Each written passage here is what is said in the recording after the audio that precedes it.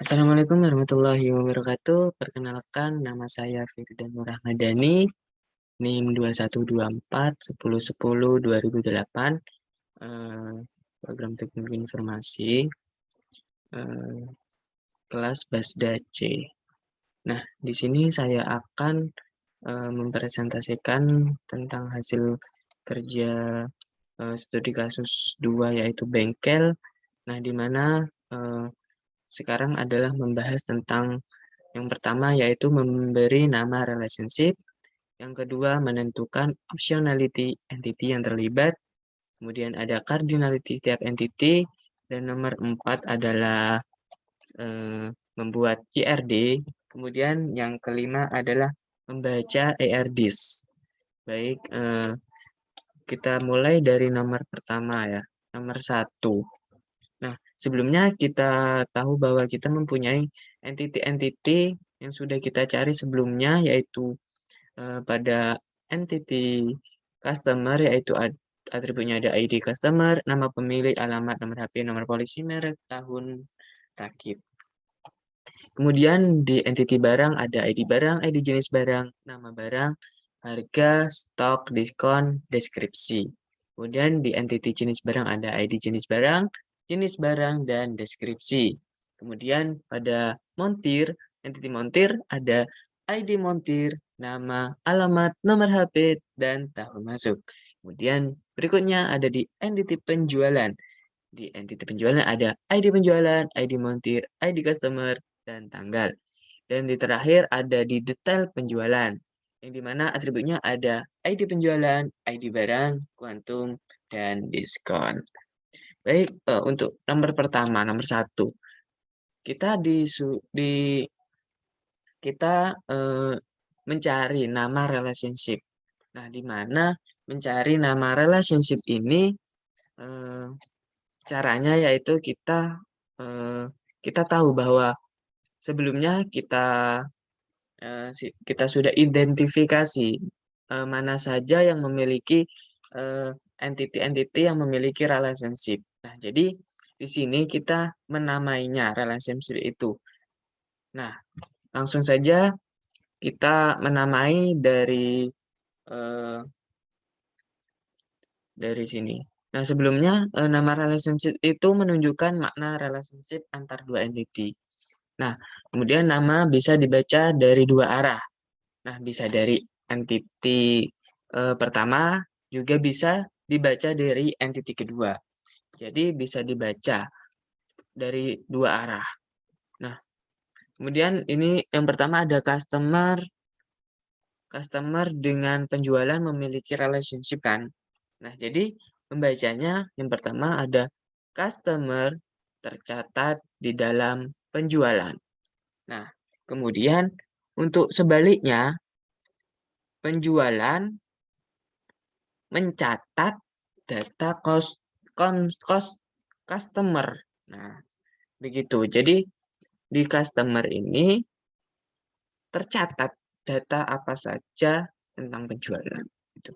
Kemudian yang selanjutnya ada jenis barang.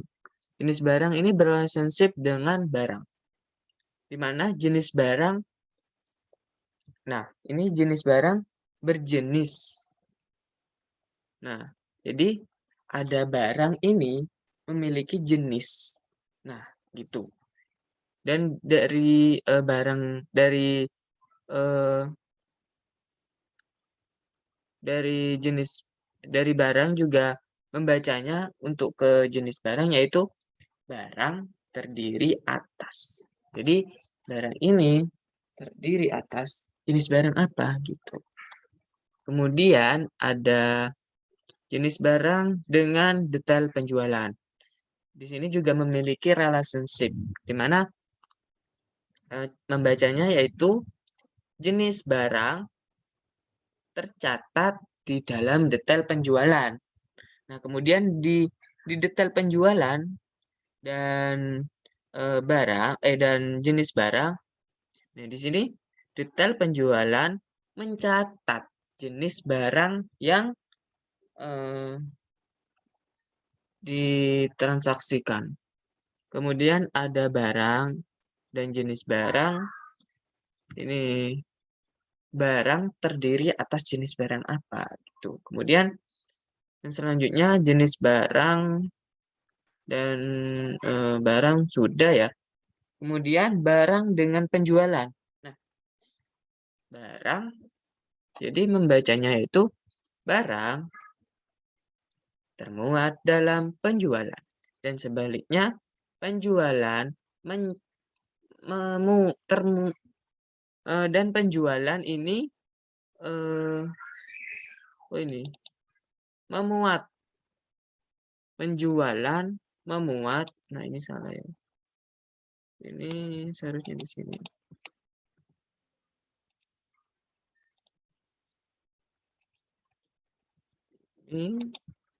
Nah, jadi penjualan memuat barang. Tuh.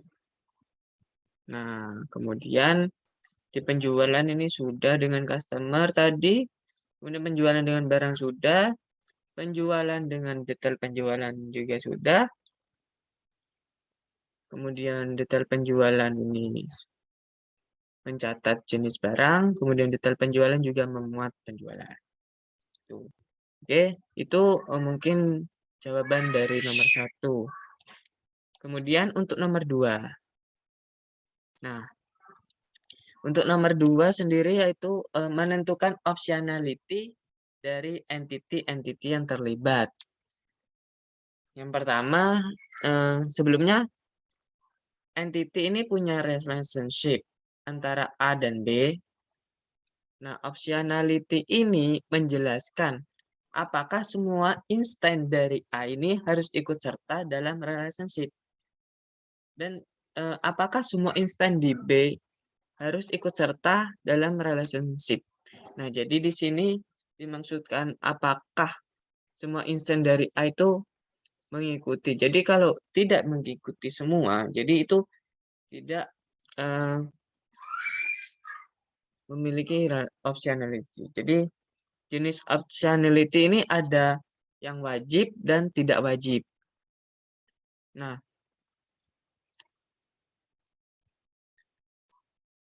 kemudian ini langsung yang pertama di relationship customer dan penjualan. Nah, untuk customer ini tidak wajib. Karena kenapa? Karena customer ini tidak harus ada di penjualan. Jadi setiap customer tidak harus ada di data penjualan. Kemudian untuk penjualan ini wajib karena kenapa? Karena setiap penjualan ini harus ada data dari customer. Begitu. Jadi pada setiap penjualan atau transaksi ini wajib adanya data dari customer untuk melakukan transaksi. Kemudian yang kedua ada montir dan penjualan. Nah, di mana untuk montir sendiri ini tidak wajib. Karena kenapa? Karena setiap montir tidak harus ada di data penjualan.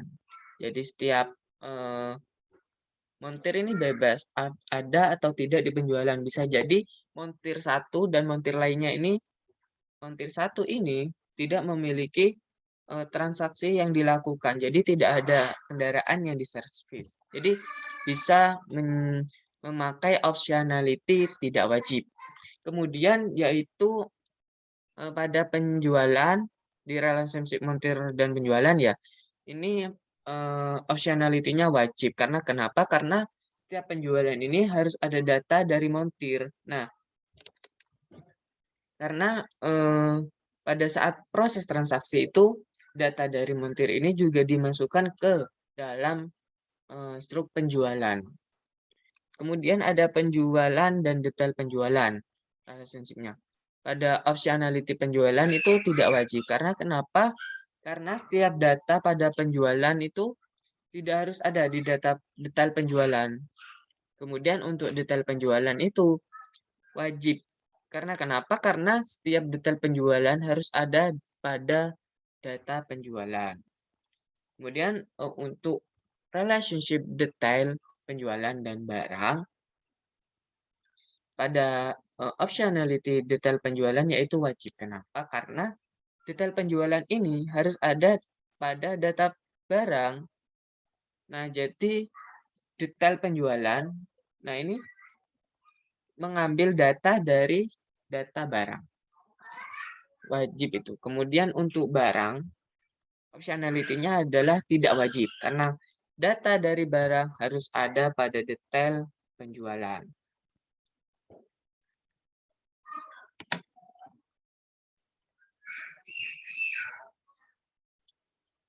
Kemudian untuk barang, yaitu pada relationship barang dan jenis barang, yaitu wajib. Kenapa? Karena data barang wajib ada pada data jenis barang. Dan sebaliknya, yaitu untuk jenis barang tidak wajib karena data jenis barang tidak harus ada pada data barang. Nah, itu untuk jawaban nomor 1. Kemudian, nomor 2. Kemudian yang selanjutnya,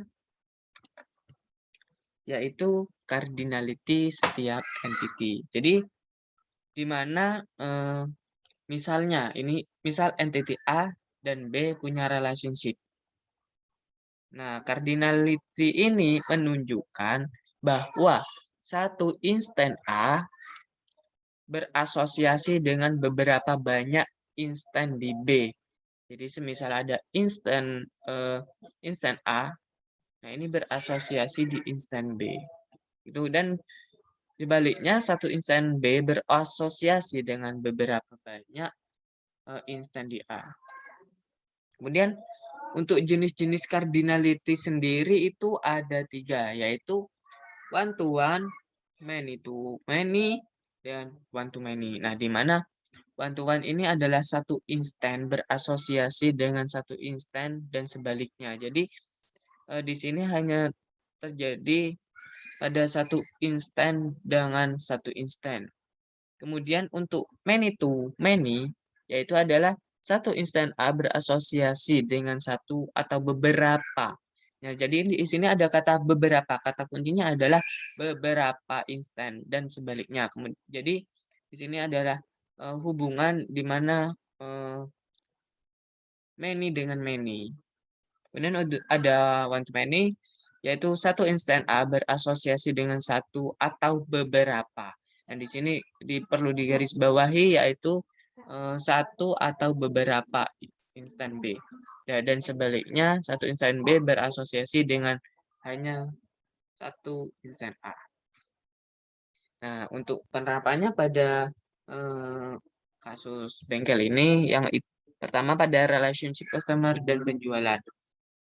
Antara customer dan penjualan, cardinality-nya adalah one to many.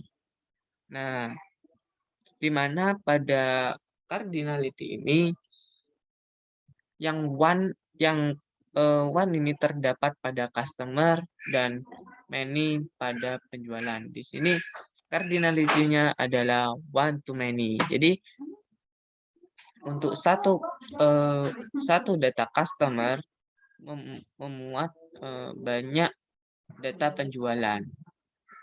Kemudian untuk relationship pada montir dan penjualan, cardinality-nya yaitu one to many, di mana one-nya itu terdapat pada montir dan many-nya terdapat pada penjualan.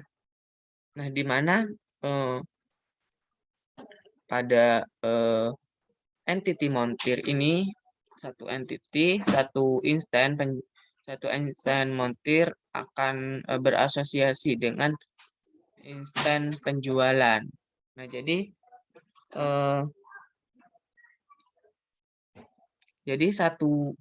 pada data montir ini akan berasosiasi dengan banyak penjualan.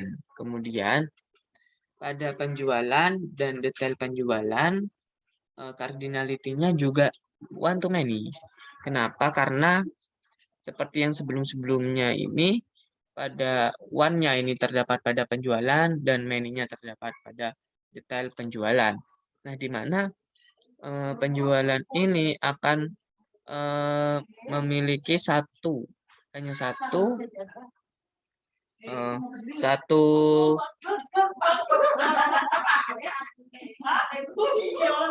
cara.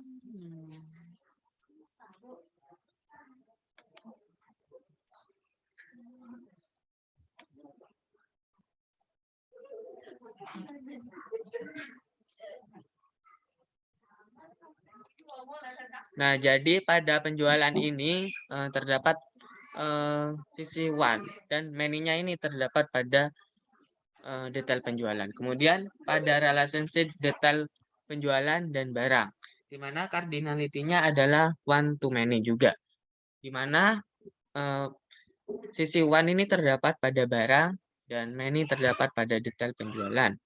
Di mana seperti yang sebelumnya juga, barang ini, satu barang bisa didata pada detail penjualan. Pada banyak penjualan. Jadi satu barang bisa memiliki banyak data pada detail penjualan. Kemudian untuk relationship barang dan jenis barang, yaitu cardinality-nya one to many. One pada jenis barang dan many pada barang. Jadi jenis barang ini memiliki pada data jenis barang akan memiliki banyak barang. Jadi jenis-jenis barang ini terdapat pada banyak barang. Misal jenis barang pada bengkel ini adalah oli. Jadi barangnya itu adalah misal oli top one. Nah, gitu. Seperti itu untuk nomor 3. Kemudian yang selanjutnya untuk nomor 4. Nomor 4 sendiri yaitu kita membuat IRD. Nah, jadi mungkin langkah-langkahnya seperti pada modul yang sudah tertera. Dan di sini saya sudah membuat IRD seperti yang dilakukan pada contohnya. Dan ini hasilnya. Kemudian, nah di sini kita sudah tahu bahwa sudah menentukan ya, dan sudah membuat entity-entity yang sudah disebutkan tadi dan atribut-atributnya. Jadi pada customer, yang pertama pada entity customer. Di sini ada ID customer, nama, alamat, nomor HP, nomor polisi, merek, dan tahun. Nah, di mana ID customer ini menjadi primary key pada tabel ini. Kemudian selanjutnya pada penjualan. Nah, di penjualan ini atributnya ada ID penjualan sebagai primary key, ID montir, ID customer, dan tanggal. Nah, di sini tanda merah ini, bintang merah, adalah bahwa menandakan mandatory. Di sini juga mandatory. Kemudian pada tabel detail penjualan terdapat ID penjualan, ID barang, kuantum diskon, dan jumlah diskon 2. Nah, kenapa di sini tidak ada primary key? Karena di sini adalah sebuah hubungan yang awalnya many to many antara penjualan dan barang, sehingga ini adalah jembatannya, sehingga dibuat menjadi tabel baru dengan entity detail penjualan. Nah, di sini jadi hanya mengambil primary key yang ada pada penjualan dan entity barang. Jadi ID penjualan ini diambil dari ID penjualan, kemudian ID barang diambil dari ID barang. Jadi di sini menjadi foreign key dan foreign key. Mungkin lebih jelasnya bisa dilihat di relasionalnya. Nah, ini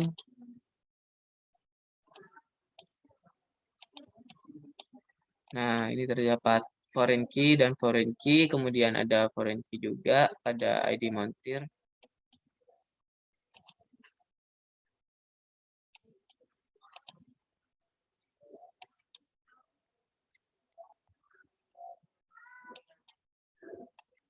Nah, pada logikal ini untuk entity montir juga ada atributnya, ada ID montir sebagai primary key, nama, alamat, nomor HP, tahun ini ada mandatory, kemudian pada barang ini deskripsi sebagai opsional, jadi di sini tandanya adalah lingkaran. Nah, ini tandanya opsional, boleh diisi atau boleh tidak. Kemudian ada jenis barang juga ada ID jenis sebagai primary key dan jenis mandatory, deskripsi opsional. Jadi untuk IRD-nya seperti ini. Untuk pembuatan IRD sendiri bisa dilakukan di Oracle Data Modeler. Saya membuat di Oracle Data Modeler dengan tuntunan pada modul.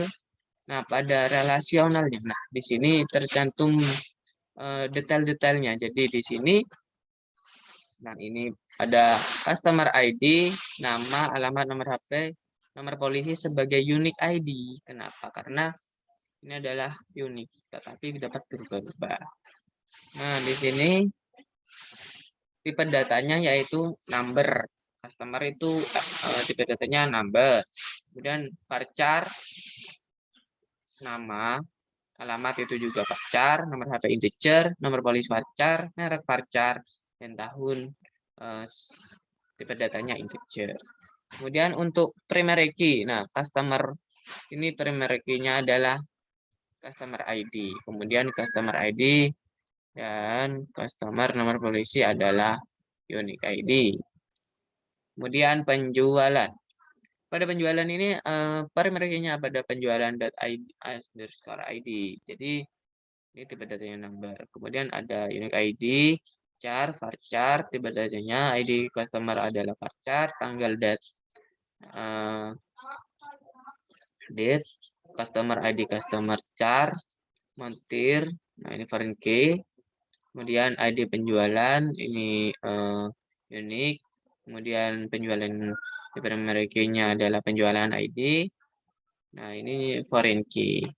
Kemudian pada montir juga begitu, ada primary key pada montir dengan data number, unique ID, ID montir, nama, alamat, nomor HP, dan tahun. Kemudian di sini juga ada peta penjualan, ada ID penjualan, ID barang dengan tipe data varchar sampai jumlah. Kemudian ada foreign key dan primary key-nya, penjualan ID dan barang ID. Terus kemudian primary key adalah data penjualan. Kemudian ada barang. Di mana barang ini ada barang ID sebagai primary key dan unique ID di ID barang. Ya, barang. Kemudian jenis barang ada ID jenis, deskripsi, dan ini ada primary key dan unique key. Nah, mungkin ini untuk tabel desain IRD-nya. Jadi ini saja untuk desain IRD. Kemudian kita menuju nomor 5. Kita membaca IRDs. Nah, di mana kita akan membaca dari IRD ini agar menjadi suatu kalimat. Nah, jadi ini ya kita membacanya dari awal dari relationship antara customer dan penjualan. Nah, ini pertama customer dan penjualan. Sebentar.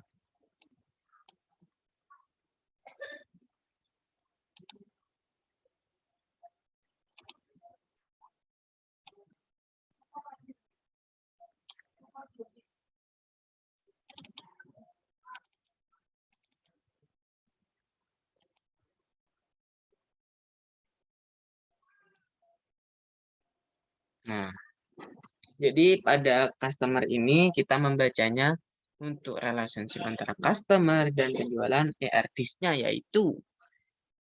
Jadi ada rumusnya ya untuk pembacaan ini. Yang pertama adalah setiap entity di A relationship-nya itu apa, kemudian cardinality-nya itu apa dan pada instance apa gitu.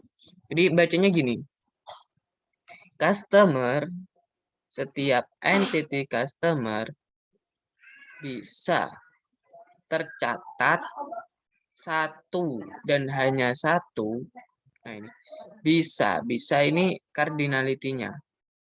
Cardinality-nya ini bisa satu dan hanya satu. Kenapa satu dan hanya satu? Karena ini relationship cardinality-nya adalah one to many. Jadi satu dan hanya satu entity penjualan. Nah, ini seperti pada jawaban nomor 5.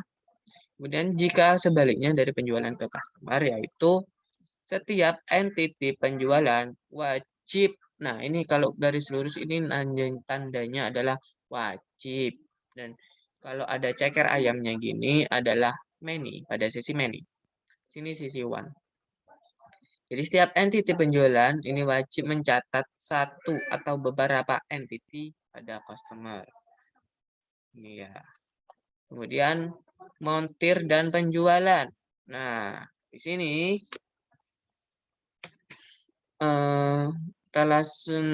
cardinality-nya adalah one to many juga ya.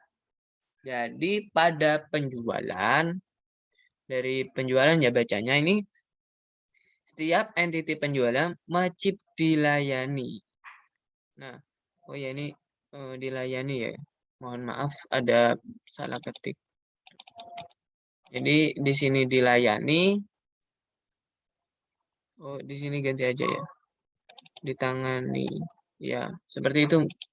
Lebih jadi penjualan, entity penjualan wajib dilayani oleh montir, satu montir.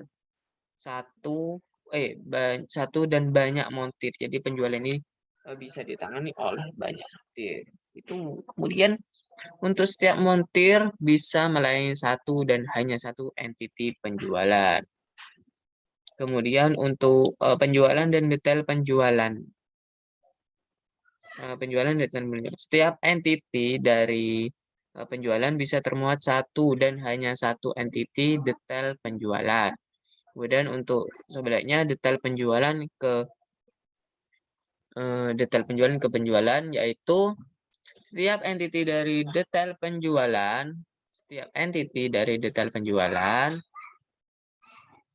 dimuat satu dan banyak entity penjualan.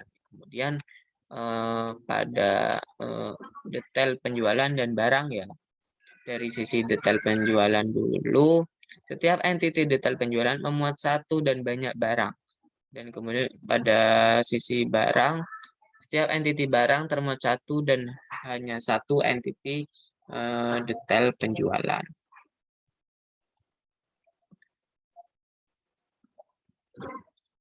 Kemudian untuk barang dan jenis barang, yaitu setiap entity barang berjenis satu dan banyak entity jenis barang, dan jenis barang ini berjenis satu dan hanya satu entity barang. Nah, jadi untuk pembacaannya memiliki rumus seperti yang sudah dijelaskan tadi. Jadi mungkin cukup sekian penjelasan dari saya. Kurang lebihnya mohon maaf. Wabillahi taufik wal hidayah. Wassalamualaikum warahmatullahi wabarakatuh.